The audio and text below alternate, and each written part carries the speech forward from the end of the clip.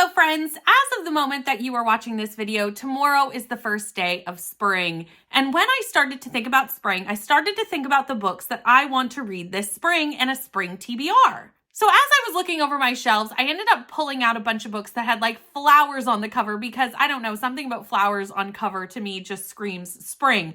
Then I found one that had rain on the cover and I jokingly said, April showers bring May flowers. And then I went, wait, what if that was the concept for my spring TBR, and I decided to start looking at my shelves with that concept in mind. So I have picked 5 books that have rain on the cover, 5 books that have flowers on the cover, and that is going to be my spring TBR. So let's dive in and talk about it, and we're going to start with obviously the showers books because showers come before flowers, and we're going to start with the book that inspired this video because when I saw it on my shelves, I saw the rain, I said, oh, I want to read that this spring, and I thought of this concept. So we might as well start right there. And that book is Weather Girl by Rachel Solomon. I recently got this, by recently, like the end of last year, in a little free library, and it will be my first Rachel Lynn Solomon book. This book is a workplace romance between Ari, who is the meteorologist at this TV department, and Russell, who is the sports reporter. And they decide to team up to get their bosses back together because her mentor, who is Torrance Hale, is having a tumultuous relationship and it's keeping her from really having the time to mentor Ari. So they team up to get them back together. And while they are working together, obviously sparks start to fly with them and they end up having the workplace romance. I have not read a book with this outline before, but I have watched several movies with this type of outline before, and I know that I enjoy it all the time when I watch it in movies, so I have a sinking suspicion that I will definitely like it in this book. This next book featuring rain on the cover is a book that is a sci-fi romance, and it is Earthflown. I picked this up last year for the Amazing Readathon because I was on Team Sci-Fi and I needed some sci-fi books. This one never worked for a prompt, so I never got to read it. And when I noticed that it had rain on the cover, I snatched it up for this project because I truly do want to read this book. It's queer and it's really been calling my name on the shelves for a while. So this book, again, it is a romance, but it is also sci-fi, specifically cli-fi around water and a project in this time called Project Earthflown. Makes sense, that's the title. I don't know why I had to look at the back. Anyway, we follow Ethan, and Ethan is a healer in this world, and he heals at the start of this book a fire starter who has been shot. And that fire starter ends up being Corinna, who is an heiress to a huge pharmaceutical company that is connected to this Earthflown project somehow. Anyway, she has a brother named Javier, and he starts to have feelings for Ethan and starts sending him flowers, and they start to have a romance. But this romance ends up allowing Ethan to find out some things about this project that could have very deadly consequences. We also follow a reporter who is trying to get to the bottom of Project Earthflown, and we'll see what's kind of going on. I'm suspecting that there might be some corporate corruption around this cli-fi project. So when I was planning this video, I needed to find some books, again, with rain on the cover. I didn't have as much on my shelves as I did with flowers, so I turned to my Goodreads TBR, and I saw a book, Soulless by Gail Carringer. I know that this came on my Goodreads from Leandra, and when I messaged Leandra and said, do you think I would like this? It was all caps of, yes, I love this book, read Soulless. So it is happening. We're going to put it on the TBR and we're going to read it. This follows vampires and werewolves and a spinster who accidentally kills a vampire. Then a detective or some sort of lord who is a werewolf comes looking into what is happening, and all of a sudden there's like werewolves and vampires disappearing. The ones you expect to see, you can't find. There's unexpected ones. Like, what is going on? That is what the synopsis says. Truly, I do not know what's going on, but it's vampires and werewolves, and it's set in like Victorian England. And I can't wait to see what made Leandra reply with all the capital letters. Again, while looking at my Goodreads TBR, I found The Woman in Cabin 10 by Ruth Ware. I do really like a Ruth Ware book. I like the way Ruth Ware writes, a mystery style thriller, kind of like a murder mystery style, and really leads us through the process. I know a lot of people who don't like Ruth Ware, but they really do work for me most of the time. And this one I haven't gotten to yet. In this one, we follow Lo, who is on a cruise ship. And she, the cruise starts fine. It's lovely. It's beautiful. They're enjoying their time. But then we start to get into some pretty bad weather. Some storms making the trip a little unpleasant. And then Lo sees a woman being pushed off the deck into the ocean, but none of the passengers are missing. So no one believes her. She is trying to convey that something horrible is happening on this ship and no one believes her. No one wants to look into it, so she is forced to do so. One thing I noticed that a lot of the books with rain on the cover were thrillers. And I know thrillers don't necessarily think spring, but we're going to go with it anyway because I'm going to have a lot of romance in the flowers portion of this section. And I think it'll be nice to have both thrillers and romance this spring to be kind of different from one another, but also be really great palette cleansers between all the fantasy that I know I have to read for projects. So the last book with rain on the cover is another thriller, and it is Alice Feeney's Good Bad Girl. Now, I will say, this is going to be my second Alice Feeney, and the first one I read I gave 2 stars. But most people say that's her worst book. It's I Know Who You Are. So I'm willing to give Alice Feeney another try, and this is going to be the time. I will also say that a lot of my rain books also are umbrella books. I didn't necessarily put that together until right now, but I think 3 out of 5 have umbrellas on the cover as well. So if you ever need an umbrella prompt, here we are. So I will say the synopsis of this book does not tell me much.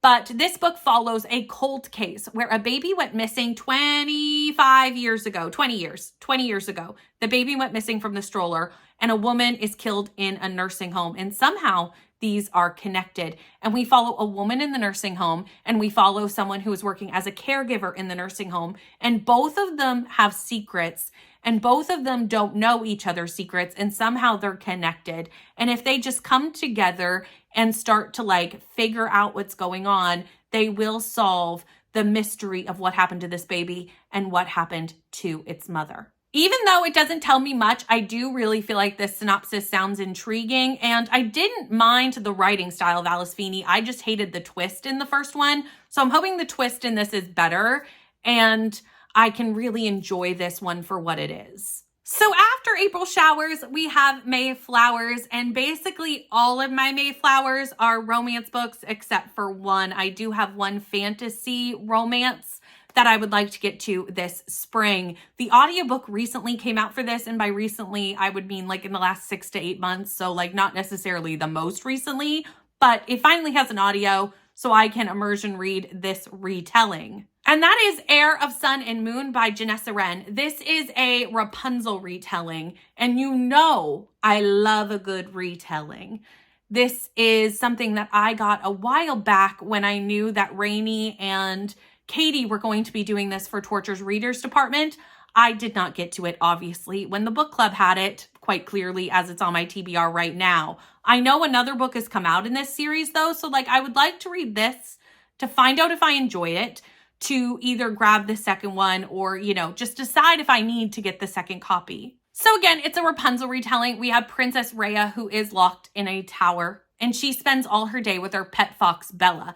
I love a cute side character. So instantly, that pulls me into the story, retelling, pulling me into the story. There are a lot of things about this book that I'm probably going to like. So I have really high hopes for this. In a neighboring kingdom is Princess Bahira, and Princess Bahira is magicless.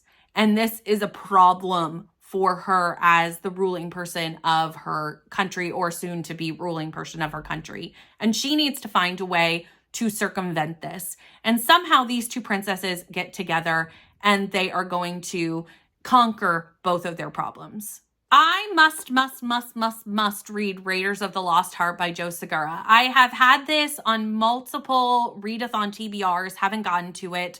I just keep running out of time, and so many people think I'm going to love this. It is somewhat of a retelling or reminiscent of Indiana Jones. So again, I love a story that's kind of reminiscent of another story, but I've just heard that this is really going to be up my street, and I really just need to finally read it and find out if I do like it, because I do believe a second book is already out. So in this, we follow an archaeologist who is Dr. Socorro. Her first name is Corey. So we follow her as she is about to start an expedition to discover an ancient Aztec society in Mexico. And she has all the qualifications to be in charge of this expedition. However, they are forcing her to team up with her nemesis, Dr. Ford. And his first name is Ford. He's Dr. Matthews. And they have been nemesis since grad school.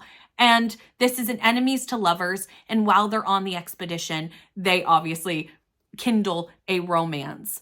Because this is also between two academics, I do like a STEM romance by Ali Hazelwood. I really like all of them. And I do like the idea of like romances in academic societies. So I think this is going to work for me in a lot of ways. And I just really need to finally read this book. The Dating Plan is the second book in the Marriage Game series. I read the first book a couple years back and just haven't had a chance to continue. So now is the time. In this one, we follow Liam and Daisy. Daisy is part of the Patel family, who we follow in the first book. We follow one of the daughters in the Patel family, and we really get to know the family as a whole. And I'm assuming that we follow different members of the family throughout each book. Anyway, in this one, Liam is Daisy's best friend, and his inheritance is contingent on being married. So he has to enter a marriage of convenience and decides that his best friend's little sister, Daisy, is going to be the best option for that. And they become fake engaged. And as is with most things, fake becomes real. And I love fake dating. I love marriage of convenience. And both of those are tropes I really enjoyed. And I really did enjoy the first book in the series. So I'm pretty sure this is going to be a win. And I'm so glad to finally get to continue this series. I'm So Not Over You by Kosoko Jackson. It does have flowers. They are in the background, but they're there. They're there. I recently got this in my Vlogmas Advent, and I have been eyeing it on my book cart, as all my Advent books are still on my book cart. So they're right in my line of sight. This is a second chance fake dating romance with Con and Hudson. Con is so excited when Hudson, his ex-boyfriend, texts him and wants to see him at a cafe, because he's hoping that Hudson has seen that they should be together after breaking up with him and that they should get back together. Hudson is not necessarily in that place, but his family's coming to town and he hasn't told his family about the breakup. So he wants them to fake date while his family is in town. This slightly backfires, as they then have to be each other's plus ones to like a bunch of weddings. Not really sure how that leads to that, but that's how it leads to it. And they have to basically fake date for the entire summer of all these weddings that they have to go to. And somehow they find themselves back at love. Second chance romance can be hit or miss for me, but fake dating is usually a win. So it'll just depend on how the second chance part of this book goes. Because with second chance romance, I need you to show me that whatever broke these people up in the first place is better. They have grown. They have somehow are past whatever broke them up. If that isn't fixed, then they're just going to break up again down the road. So you need to somehow prove that to me. So if that happens in this book, I will like it. If it doesn't, I probably won't. We shall see. And the last book on this list is a sequel to a book that I really did enjoy. It was a sports romance. This one is not a sports romance, and it is The Fiancé Dilemma by Elena Armas. This is the sequel to The Long Game. And we did meet both of these characters in the first book, and I really liked both of these characters. Matthew is our male love interest, and he is the best friend of the female love interest in the first book.